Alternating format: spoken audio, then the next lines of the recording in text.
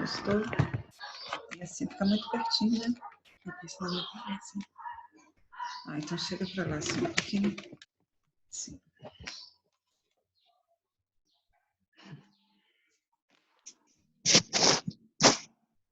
Bom dia!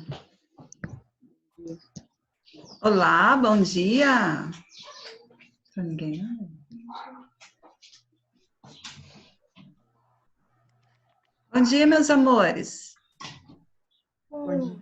Ai, Professora. ai, que lindos! Frio hoje, não é, pessoal? Dá vontade de ficar deitadinho embaixo das cobertas, não dá? Como é que vocês estão? Tudo bem? Sim. Sim, mas que preguiça, hein? Vamos acordar, pessoal! Acordando 8 horas da manhã, aula de português. Abram os olhos, sentados, com postura. Vamos começar. Espero que tenham passado bem junto às mães de vocês. O domingo maravilhoso, um domingo festivo. Passaram bem com as mães? Sim. Sim, embora a gente não possa beijar tanto, abraçar tanto, mas vai chegar uma hora que a gente vai poder fazer muito isso uns com os outros, se Deus quiser e Ele quer, né? Vamos confiar na misericórdia de Deus para nossa vida, para cada dia aí. Que bom. Vamos ver aqui quem está aqui.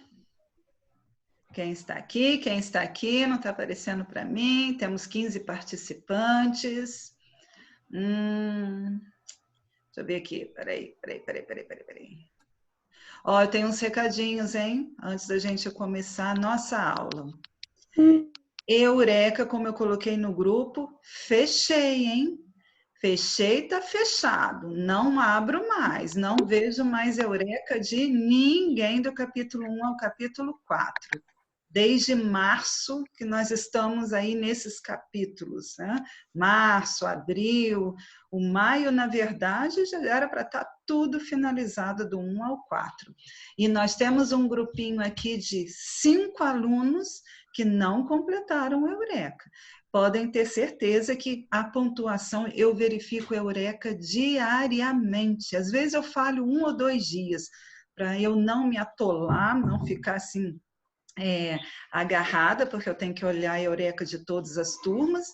Eu vejo todas as noites. Ontem eu ainda vi, eram umas 9h30 da noite, foi a hora que eu dei uma olhada, e os mesmos alunos que eu havia falado, mencionado na aula anterior, deixa eu ver ali, do 8º ano, nenhum mexeu no Eureka. Então, vai ser fechado. Eu vou lançar as notas, e a Dani fez uma porcentagem para mim, onde eu vi o número de acertos de cada aluno e de cada capítulo. Está registrado no meu caderno o número de acertos, é pelo número de acertos que você vai ter a sua pontuação. Então, de aluno para aluno vai ser variado. Vocês estão me ouvindo? Sim. Sim? Então, o recadinho está dado, ok? Hoje, nessa primeira... estou vendo eles agora, que não estava dando para ver. Nesta nossa primeira aula, nós vamos fazer correção das tarefas. E segunda aula, se der tempo, a gente começa a revisão para o simulado. Tem certeza que vai querer não, Roberto? Os slides de hoje vão estar constando essa correção, tá? Que temos correção do caderno e temos correção da apostila, né? Algumas páginas, 2 páginas ali da apostila. E depois, nos slides também, eu coloquei já o conteúdo do simulado, para vocês terem a noção do que vai cair. Tá? Então, tem lá, do capítulo 1 ao capítulo 3, eu não escrevi nada de capítulo, eu coloquei os conteúdos, porque não tem no capítulo 1 até o capítulo 3 classes gramaticais, e nós trabalhamos classes gramaticais. Então, eu coloquei item por item dos conteúdos, tá? Vai estar já no slide, já montei os slides bonitinhos, terminando o segundo tempo de aula, eu posto lá no grupo. Então, fiquem atentos no grupo, tá bom? Nós temos aqui agora, quantos participantes? Deixa eu ver. 22, tá bom. Tá faltando um grupo grande ainda, mais de 10, né? Quantos alunos temos? Ah, faltam 10. Temos 32? Isso. Faltam 9, né? Porque a Laura não participa, infelizmente, dos nossos encontros. Então, meus amores, vão abrindo o caderno. Eu vou corrigir daqui a pouquinho, 8h05, tá na hora? Eu vou começar a correção pelo caderno. E um recadinho, olha bem. Essas tarefas, como eu falo sempre a vocês, não tem como eu olhar, né, meus amores? Então, é confiar na responsabilidade e na disciplina de cada aluno. Não vou poder ficar muito tempo com o slide aberto para poder copiar. O que vocês vão ver é corrigir, e se não der tempo para corrigir, lembrando sempre que está o slide no grupo, é só vocês olharem lá e fazerem a correção, tá? Isso aí, lembrando que não cai no simulado, as vozes verbais não são conteúdos, aliás, não é um conteúdo do simulado. Então, vamos ver quem está aqui. Falta pouquinho, né, Gabi? Tá, nós vamos começar, tá, meus amores? Então, caderno aberto. Vamos ao primeiro slide aqui da tarefa. Correção do caderno, onde vimos o se como pronome apassivador, ou também esse se que pode ser um índice de indeterminação do sujeito, né? Pronome apassivador, verbo transitivo direto. Tá bom, obrigada, filha. E o índice de indeterminação do sujeito com verbo intransitivo ou transitivo indireto. Então, vamos lá, peraí. Deixa eu achar aqui no meu caderno. A primeira frase, vive-se bem. Vive-se de que modo? Bem. Nós temos ali um verbo intransitivo, portanto, como é esse ser classificado? Falem para mim. Índice de indeterminação do sujeito. Muito bem. Apenas um respondeu aí, uma aluna linda aí que respondeu, hein? Todos podem responder ao mesmo tempo, tá? A letra B, alugam-se apartamentos. Esse ser é o quê? Pronome apassivador. Pronome apassivador. Alugam-se como quem aluga, aluga alguma coisa. Então, aluga o quê? Verbo transitivo direto, pronome. Bom dia, professor. Eu não estava conseguindo entrar. Opa, que bom que você conseguiu então, João. O que que houve que não estava conseguindo entrar, João? Ah, minha internet estava ruim, não estava conseguindo. Pois é, temos esses probleminhas com a internet, né, meu lindo? Puxa vida. Vamos torcer para que no dia do simulado vocês consigam fazer numa boa com a internet jóia aí para vocês não ficarem abafados, né, e preocupados. Isso gera ansiedade, né? Isso não é bom. Vamos lá. Vendem-se sapatos. Esse se aí seria o quê, pessoal? Pronome apassivador. Pronome apassivador. Muito bem, quem vende, vende alguma coisa. Vende o quê? Sapatos. Verbo transitivo direto, pronome apassivador. Ô, João, você que entrou agora, eu só dei alguns recadinhos, tá? Recadinho que eu vou corrigir. Essa primeira aula é correção, a segunda aula é revisão para o simulado, que nos slides vão estar lá, vai estar constando o conteúdo do simulado, tudo bonitinho nos slides de hoje, tá? E Tá que bom. Eureka, você já deu conta do Eureka, mas o Eureka eu já fechei, não olho mais o capítulo 1 até o capítulo 4. Já vou somar todas as notas hoje para eu enviar para a escola. Tá, João? Tá bom. Foi esse o recadinho que eu dei, eu acho que antes de você entrar. Vamos lá. Precisa-se de operários especializados. Esse C aí, o que seria, oitavo ano? Índice de indeterminação do sujeito. Muito bem. Quem precisa de alguma coisa. Precisa-se de quê? Então, transitivo indireto, índice de indeterminação do sujeito. Na letra E, vamos lá no outro slide. Espantou-se com o barulho. O que seria esse C?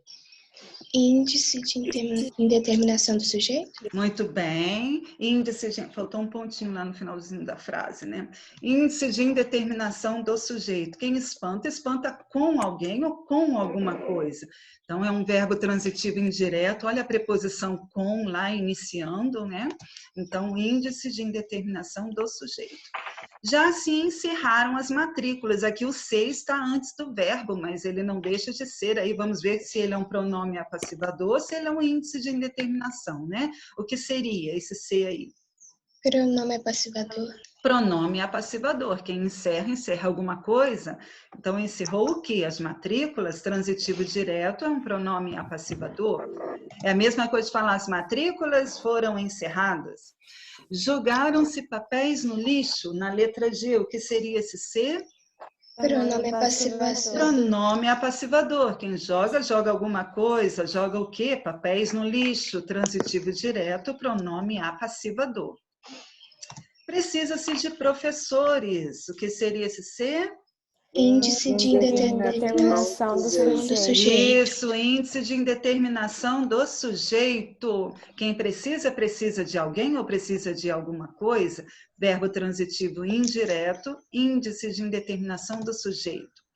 E a última, comprou-se um apartamento. O que seria esse C?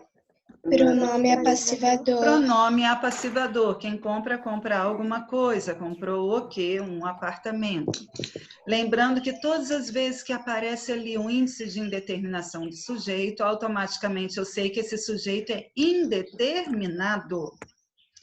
Ok? Não esqueçam disso.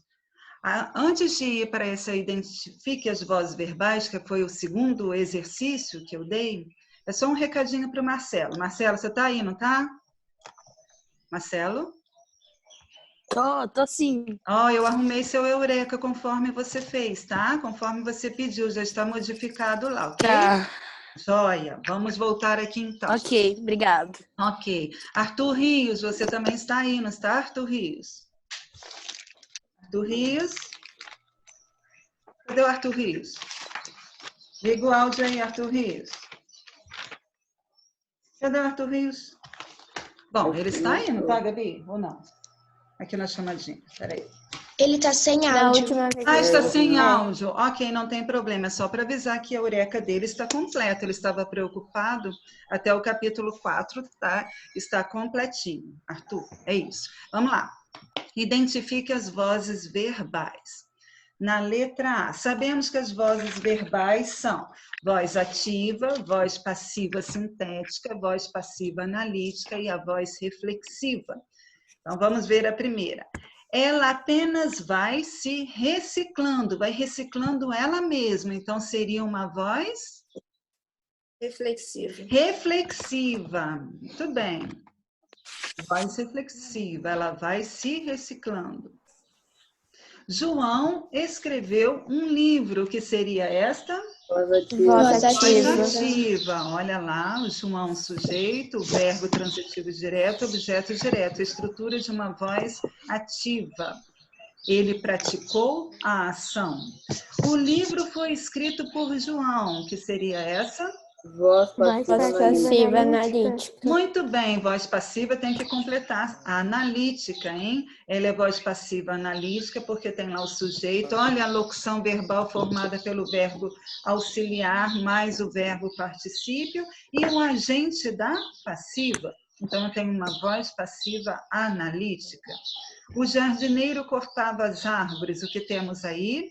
Voz ativa. Uma voz ativa. Aí, então, uma resposta duvidosa, hein? Tem que falar com firmeza. Vamos lá, voz ativa. Olha, voz ativa é o jardineiro que estava cortando as árvores. Ele que estava praticando a ação. Olha a estrutura, sujeito, verbo e objeto direto. Letra E. As árvores foram cortadas pelo jardineiro. Então, o que seria aí? Voz passiva analítica. Muito bem, agora eu senti firmeza na resposta. Isso aí, voz passiva analítica. Olha a estrutura da voz passiva analítica, pessoal. Sujeito, locução e mais um agente da passiva. O preso suicidou-se. O que seria esse? Voz reflexiva. Voz reflexiva. Ele praticou e sofreu a ação, né? Suicidou-se. Restauram-se livros. O que seria esta? Voz passiva sintética. Muito bem, voz passiva sintética. A voz passiva sintética pode ser o verbo na terceira pessoa do singular, mais a partícula C, ou verbo na terceira pessoa do plural, mais a partícula ser. Joia. Aí seria e livros, voz passiva sintética. Foram bem aí nos 2 exercícios, meus amores? Sim. Sim, espero que sim, hein? E quem não fez lá, quem não copiou, tem que dar uma olhadinha no grupo, quem não tem esses conteúdos. Isso aí já é conteúdo para o próximo, para este bimestre do segundo, hein? Segundo bimestre. Agora, da apostila, vou pegar a apostila aqui, a parte de interpretação, nós temos 2 questões apenas. Eu pus de propósito essas páginas, porque essas eu preciso corrigir. As seguintes que eu vou pedir para vocês fazerem para quarta-feira, aí só vai ter mesmo interpretação. Essas 2 páginas têm bem gramática e tem bem análise. Apenas o número 2... Epa, põe um, Gabi. Apenas o número 2 e o número 7, que tem uma parte de interpretação. Mas mesmo assim, as respostas vão estar aí na tela para vocês. O que eu vou pedir, olha bem, tem a correção minha aí do gabarito, tá? Que foi colocado na tela, aí no slide, vai estar também no grupo. Se vocês quiserem, se alguém quiser ler a sua resposta, se tiver um pouquinho diferente com a que eu coloquei aí, vocês podem falar, tá? Fica como a gente faz em sala de aula. Um lê a sua, outro lê, e assim a gente organiza o tempo para que neste tempo de aula dê para a gente fazer a correção e ficar tranquilo, tá? Vamos lá. No número 1 tem assim.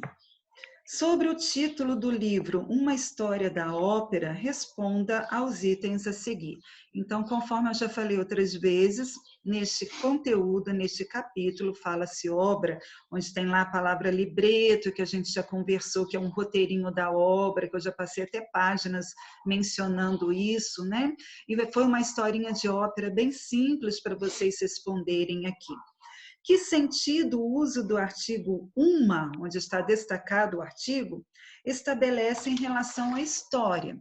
Então, aqui tem a resposta. Olha, o uso do artigo indefinido, sabemos que o definido é aquele que define, que determina. O indefinido, todos nós sabemos que ele não determina, ele não define, né? Então, o uso do artigo indefinido deixa claro que os autores escreveram uma possível história da ópera, com a interpretação deles sobre o assunto, e não a história definitiva desse gênero artístico. Essa é a resposta que está aqui no meu gabarito, e que tem, né, claro, como interpretação do texto. Alguém gostaria de ler uma outra resposta aí da letra A, número 1? Sim ou não? Sandra, eu coloquei diferente. Então, leia, por favor. Eu coloquei que é uma história qualquer e não uma específica. Ah, é porque o artigo indefinido gera isso, né? Uma história que a gente não sabe qual é, não define. É uma história qualquer é um totalmente indefinido, um pronome indefinido, né? Mas é uma história que não define. Tudo bem, colocou um qualquer aí. Ok, outra resposta? Não? Posso ir para a letra B, então? Vamos lá. Vou, hein? Se demorar para responder, eu vou adiante.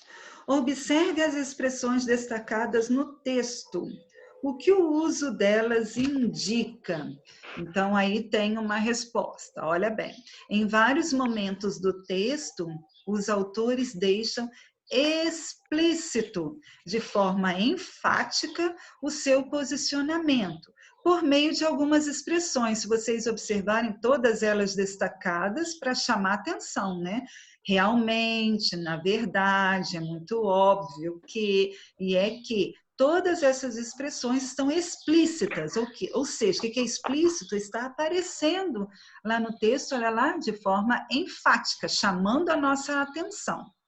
Então, seria a resposta. Alguém gostaria de ler uma outra resposta, ou a sua resposta? Ai, será que fizeram a tarefa, hein? Fizeram? Ai. Professora, Oi. eu coloquei O uso dessas expressões nos mostra que o autor realmente acredita e se fixa na percepção dele diante do assunto ópera. Ó, que linda! A percepção dele, que seria o posicionamento aí que eu coloquei. Joia, aluna, obrigada pela sua participação, tá? Isso aí, legal. Vamos mudar o slide. Número 2, aqui é interpretação, né? O 2, como eu falei, tem a resposta aí na letra A e vai ter a letra B, mas era por interpretação. Eu disse que eu não iria corrigir interpretação, né? Que era para vocês olharem no gabarito lá da plataforma. Mas são 2 páginas, eu acho que dá tempo. É só esse, o 7 que tem de interpretação. Então, vamos lá. De acordo com os autores, nos 3 primeiros parágrafos, a ópera não é realista, apresentando uma frequente falta de verossimilhança. Tem lá o significado, né? Que parece ser verdadeiro, essa palavra, verossimilhança. Por que isso acontece? Então, aí tem uma respostinha. Olha, os autores observam que a ópera é cantada e ninguém em sua existência canta o tempo todo. Não existem condições físicas ou sentido em fazer isso. Além do mais, os cantores muitas vezes estão fisicamente em desacordo com as personagens que representam. Ou as situações encenadas podem parecer estranhas, como, por exemplo, uma personagem com doença respiratória ou que morre lentamente está cantando. Aí um exemplo retirado de lá, da ópera. Uma resposta aí, quem gostaria de ler? O número 2, a sua interpretação.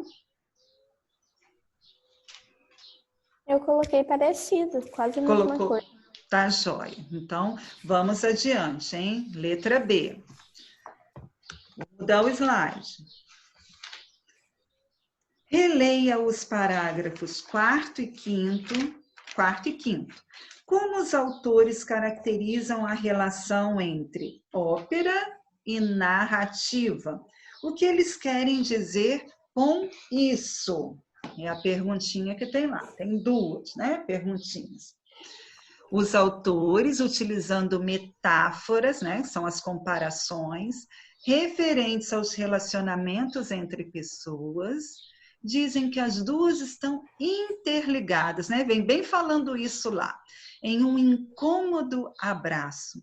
Nenhuma quer o divórcio, olha como ele comparou, interessante, né? Nenhuma quer o divórcio, mas ao mesmo tempo viver juntas é quase sempre impossível. Assim, eles querem dizer que a dimensão textual da ópera, ela é reduzida, mas que ela não pode existir sem um fio narrativo condutor, sem um enredo. É a resposta da letra B. Alguém quer ler? Alguém quer ler a sua ou está tudo parecido aí com esta? É parecido. Ok, só uma aluna participando, respondendo. Aí eu fico aqui pensando cá com os meus botões, como dizia minha avó, né? Será que fizeram? Ai, meu Deus, espero que tenham feito, né? Por vocês e é para vocês as tarefas que a gente pede para serem feitas, né? Então, vamos adiante. A número 3 tem a parte aí de análise, onde nós vamos ver transitividade do verbo. Vou passar, hein? Quem não pegou a resposta, pega depois lá no grupo. Número 3. Observe as seguintes construções. Aí tem frases do número 1, trechinhos, né? De 1 até o 5. E na letra A, quais são os verbos? Quais verbos pedem e apresentam objeto? Então, a resposta, vejam se vocês acertaram. 1, 2, 3 e 4. Nesses 4 trechinhos, fragmentos, tem verbos que pedem objeto, certo? Pede complemento. Na letra B, sublinhe os objetos diretos e ou indiretos presentes nas frases. Então, a resposta da letra B. A primeira frase está destacada aí corretamente elas, as personagens, usam o quê? Poucas palavras. Então, poucas palavras é o objeto. Relativamente não pode entrar porque ele é um advérbio. Usam de que modo, né? Relativamente. A segunda frase, ela, que significa a ópera, apela para quê? Para algo que está além da estreita dimensão cognitiva. Então, o que está destacado aí é o complemento, é o objeto. A terceira frase, a ópera dá o quê? Pouca importância, dá a quem? A realidade. Nós temos tudo, pode ser um risco só, tá? Porque é o complemento, mas nós vamos analisar esse complemento na letra C. Vamos lá. Ainda tem a 4. A cortesã Violeta sucumbe a quê? A tuberculose. Então, o complemento é a tuberculose. E a quinta frase não tem nenhum complemento. Vejam bem, a Violeta operística canta. Já é aí canta, não precisa de mais nada. Sem qualquer dificuldade perceptível, é uma locução adverbial aí. Canta de que modo? Sem qualquer dificuldade perceptível. Então, aí não tem complemento ao quinto fragmento. Tudo bem? Acertaram? Uhum. Tá bom. Responde que sim, tá joia. Lindos. A letra C. Há algum ou alguns casos em que o verbo tem sentido completo? Peraí. Há alguns casos em que o verbo tem sentido completo? O que vocês responderam aí? Sim. Então, olha lá, o verbo... Peraí. Cantar. O verbo cantar, nesse caso, o verbo não exige complemento, porque ele já está no sentido completo. Não precisa de complemento aí. Como eu estava na correção de cada fragmento, eu falei isso. Ok? Então, sim, é o verbo cantar. Agora vamos para o slide, para o exercício número 4, mudando de slide, hein? 4. Vamos lá. No final do quinto parágrafo, o verbo apelar foi empregado com um sentido de recorrer, lançar mão de algo para superar uma dificuldade. Construa uma frase, resposta pessoal. Construa uma frase em que esse verbo signifique recorrer a meios condenáveis a fim de levar vantagem em alguma coisa. E depois que você montou a sua frase, criou a sua frase, construiu a sua frase, comente se o verbo tem sentido completo ou se necessita de um complemento. Então, aqui eu coloquei uma resposta, ok? Mas aí, como é resposta pessoal, eu preciso escutar de outros. Nessa acepção, né? Nesse significado aí.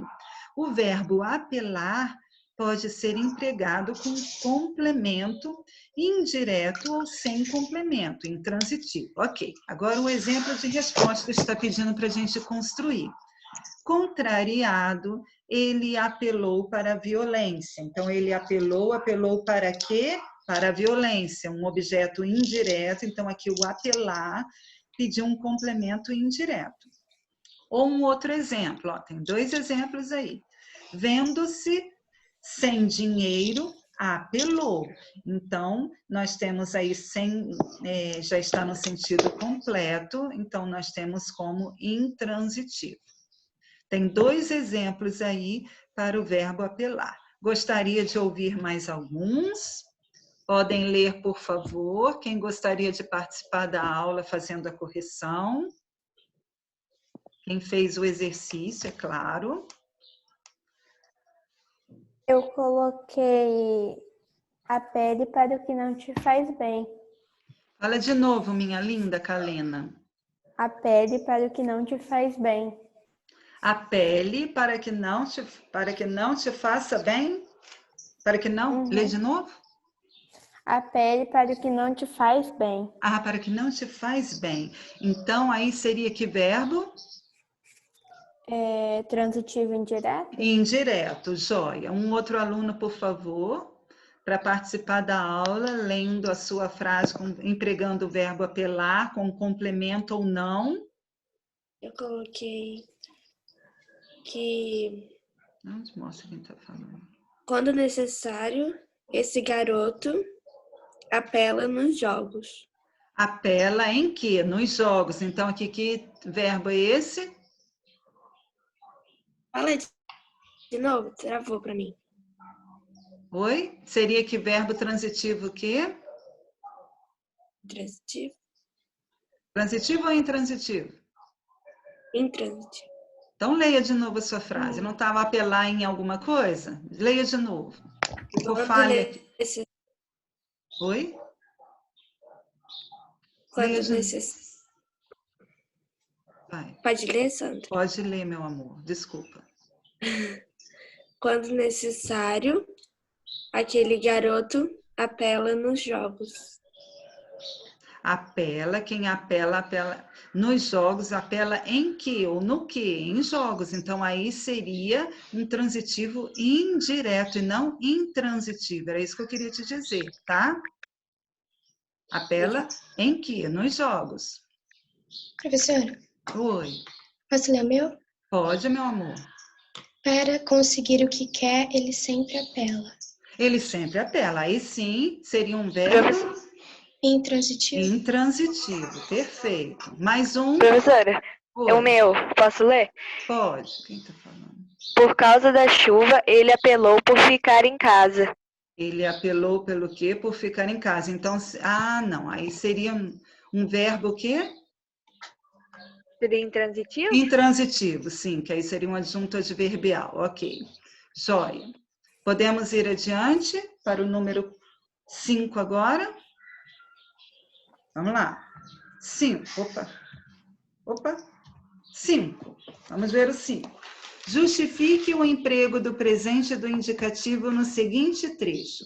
Ópera é um tipo de teatro no qual a maioria ou todas as personagens cantam durante a maior parte do tempo ou o tempo todo.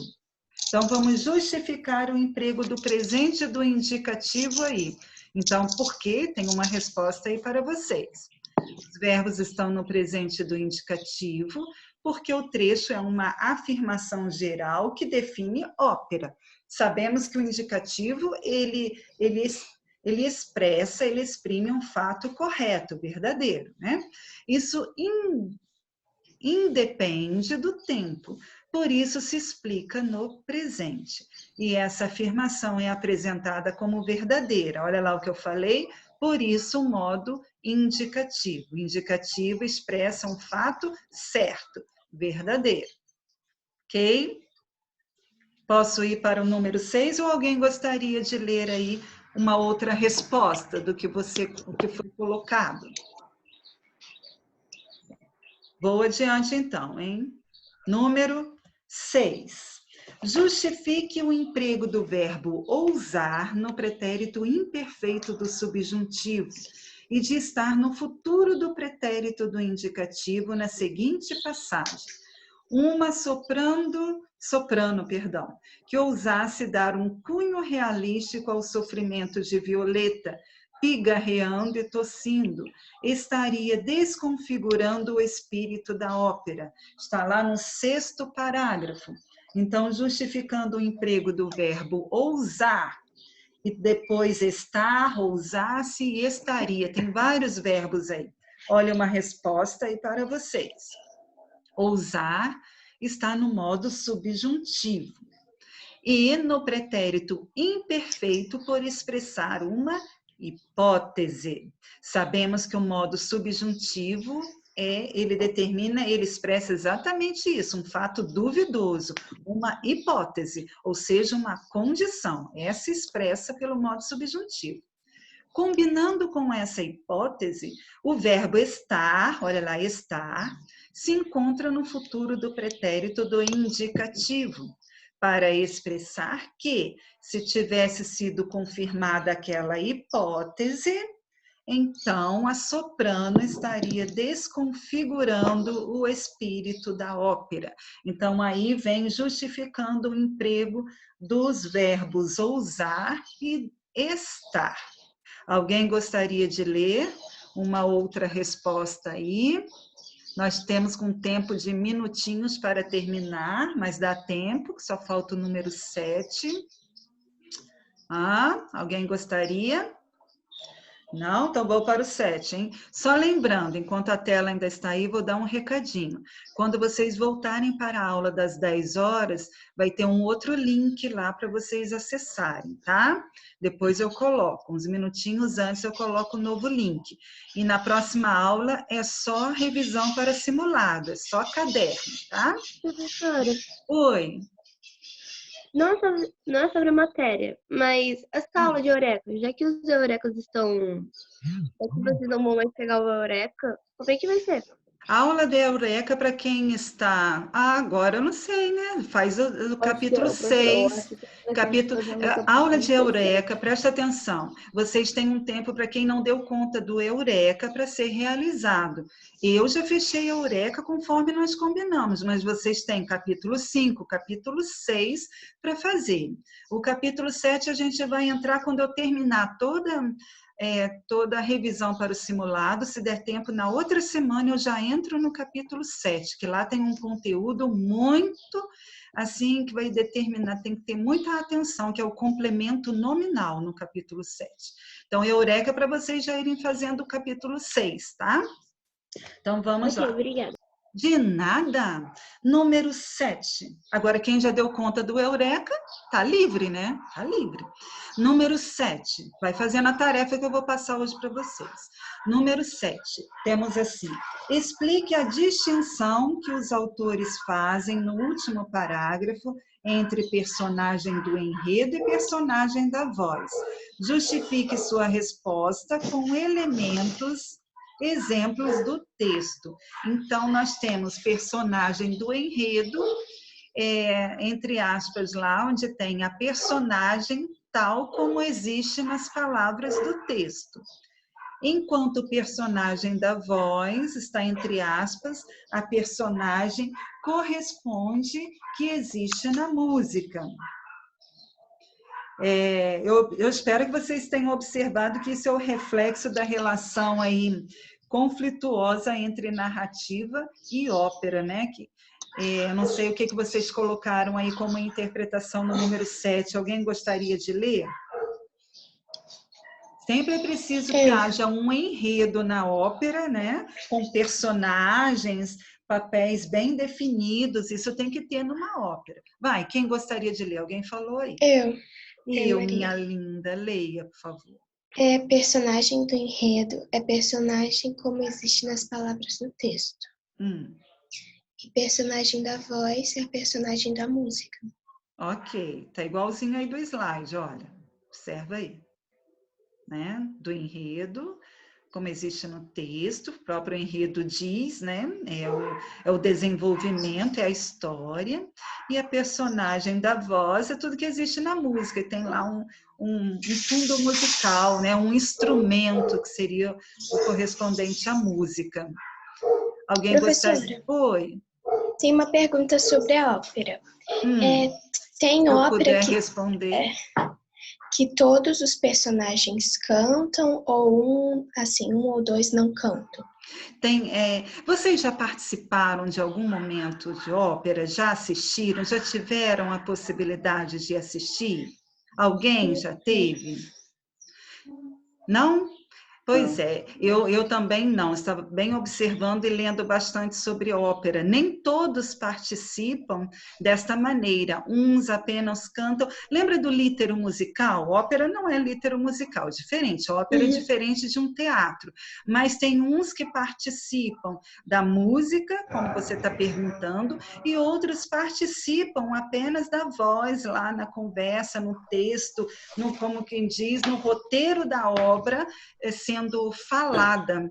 E eu assisti bem a videoaula ontem mesmo, no sábado eu estava assistindo a videoaula do SAS, onde ela falou, e eu ouvi também no SAS TV, ela falando sobre ópera, muito interessante, porque não é muito da nossa realidade, a gente vai mais a cinemas, né? Por aqui, nem teatro. Às vezes, quando tem uma peça teatral que a gente vê, a gente participa, mas ópera propriamente dita, dentro do gênero, a gente não tem o hábito. Mas é assim, uns participam da música e outros participam da fala, tá, minha aluna?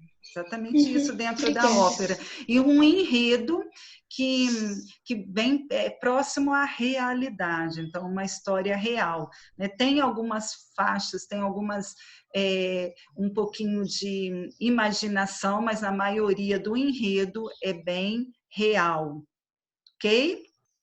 Respondido? Uhum. Ok. Nós estamos terminando nossa aula, nesse primeiro tempo de aula, falta 1 minutinho. Deixa eu ver dentro. Mostra o rostinho deles aqui, Gabi. Pelo que eu estou vendo aqui, somente o Ian não está presente. Só o Ian faltou a nossa aula. José Haroldo, você está aí então, né, José Haroldo? Poxa vida, ficou 2 capítulos sem fazer Eureka, hein?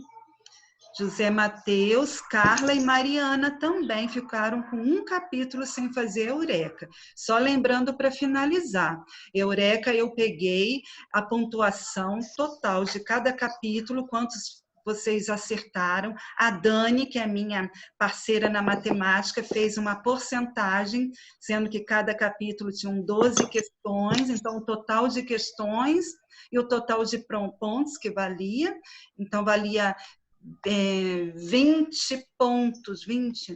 30 pontos Eureka, porque os outros 20 têm das atividades que foram realizadas em sala, tá? Que todos fizeram, aqueles 10 pontinhos do caderno suplementar e 10 pontinhos da folha de exercícios. Vocês têm um somatório dessas 2 folhas aí, porque todos fizeram. E 30 pontos de Eureka. Então, tem alunos com notas bem baixas no Eureka, não levaram a sério as atividades Eureka. Oi. Acho que foi uma provinha que você deu antes da gente entrar em quarentena. Sim, tem a prova, ok? Sim. Tem Pode falar a nota? Você me chama no privado, do 6º ano eu já passei para quase todos.